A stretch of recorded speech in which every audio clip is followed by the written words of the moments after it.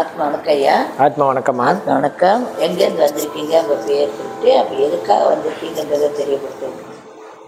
நான் மாசாய் பண்டாஸ்ரீ ஆலாம்லேருந்து வந்திருக்கேம்மா.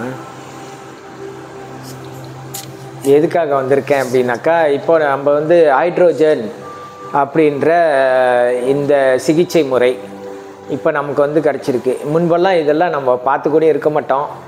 பெரிய பெரிய லெவலில் தான் இதெல்லாம் கொடுக்கப்பட்டிருந்தது. அதிகமான செலவுகள் உடையதாக இருந்திருக்கும். ஆனால் இப்போல்லாம் நமக்கு ரொம்ப சுலபமாகவே கிடைக்கிது. சரி, எனக்கு இடையில் ஹார்ட் சம்மந்தமான கொஞ்சம் பிரச்சனையாக இருந்தது. அப்போது முந்தா நேற்று எனக்கு தூங்கிக்கிட்டு இருக்கும்போது திடீர்னு சுருக்குன்னு குத்துற மாதிரி இருந்தது.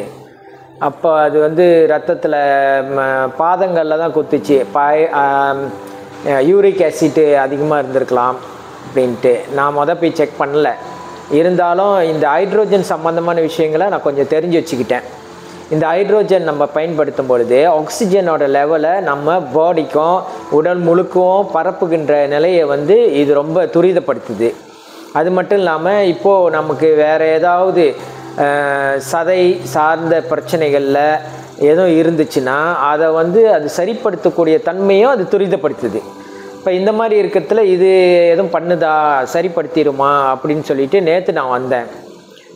வாட்டி ஒரு 30 நிமிடத்துக்கு நான் இந்த ஹைட்ரோஜன் தெரப்பி எடுத்துக்கிட்டேன். அப்புறம் வீட்டில் போயிட்டு பார்த்தேன், நல்லா தூக்கம் வந்தது. என்னை அறியாமல் நான் கொஞ்சம் அதிகமாக தூங்கிட்டேன். அது எனக்கு ஒரு மகிழ்ச்சி தான். எப்போதும் அந்த தூக்கத்தில் எனக்கு கொஞ்சம் குறைபாடு இருந்துக்கிட்டு தான் இருந்தது. ஆனால் அதுக்கு நேற்று கொஞ்சம் நிறைவாக இருந்தது, நான் கொஞ்சம் உணர்ந்தேன். அடுத்தது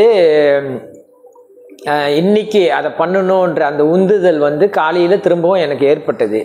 அப்போ மனம் எதை விரும்புதோ, எது நமக்கு உடலுக்கு தேவையோ அதை நம்ம பிரெயின் மூலயமா நமக்கு உணர்த்தோம்.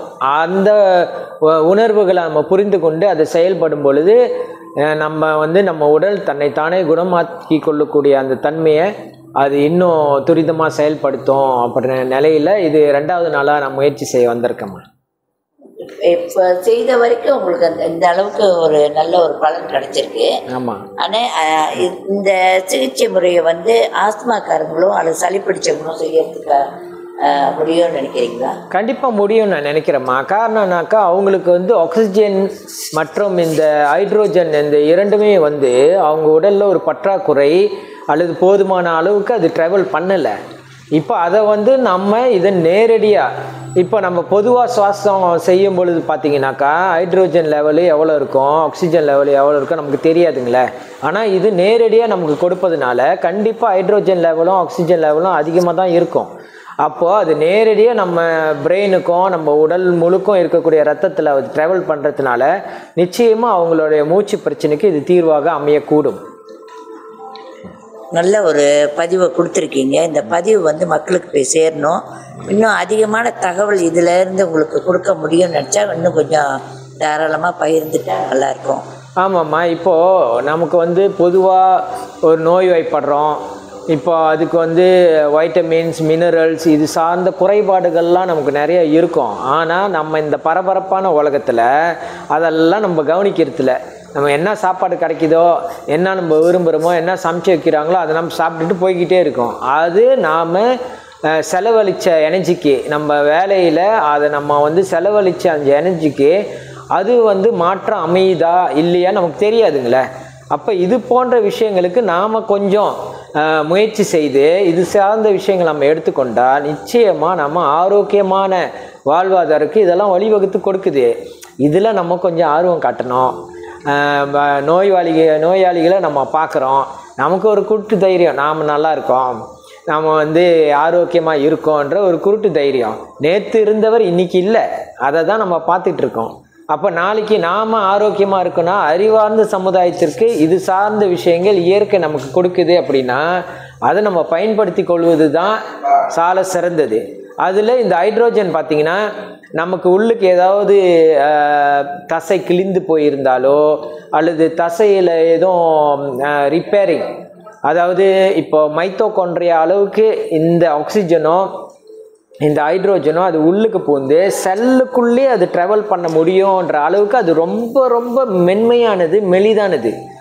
அப்போ அது உள்ளுக்கு வந்து அதை ரிப்பேரிங் பண்ணிடுது, அந்த செல்லை மாற்றி அமைக்க முடியும் அப்படின்னா அதுதான் முதன்மையான விஷயமா. அப்போது நம்மளுடைய முதுமைக்கு காரணம் இதனுடைய குறைபாடுகள் தான். அப்போ அது நமக்கு வந்து முதிர்ச்சியை கொடுக்கக்கூடிய நிலையிலிருந்து நாமளை இன்னும் இளமையான நிலையிலே வைத்திருக்கு அப்படின்னா அதை நம்ம நார்மலாகவே பார்க்குறோமே. எவ்வளோ பேர் இருக்காங்க, அவங்க வயசு கேட்டால் அவங்க தோற்றத்தை பார்த்தா சம்மந்தமே இருக்காத மாதிரி இருக்கும். இப்போ அவங்களெல்லாம் நம்ம வந்து பார்த்துருக்கோம். அவங்க என்ன செய்கிறாங்க, இது மாதிரி விஷயங்களை அவங்க பயன்படுத்திக்கிறாங்க. அப்போ அதையும் நாமளும் பயன்படுத்திக்கலாம்.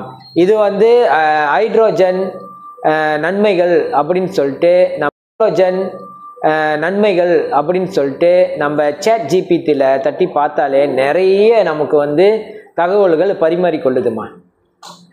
உண்மைதான், உண்மை.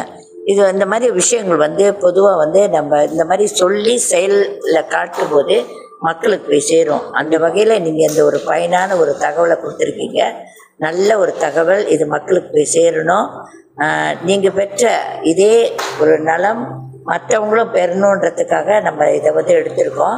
பலருக்கும் போய் சேரட்டும். கண்டிப்பாக நன்றி. இவ்வளோ நேரம் பதில் கொடுத்ததுக்கு ரொம்ப ரொம்ப நன்றி. நன்றி. ஆத்மா வணக்கம். ஆத்மா வணக்கம்.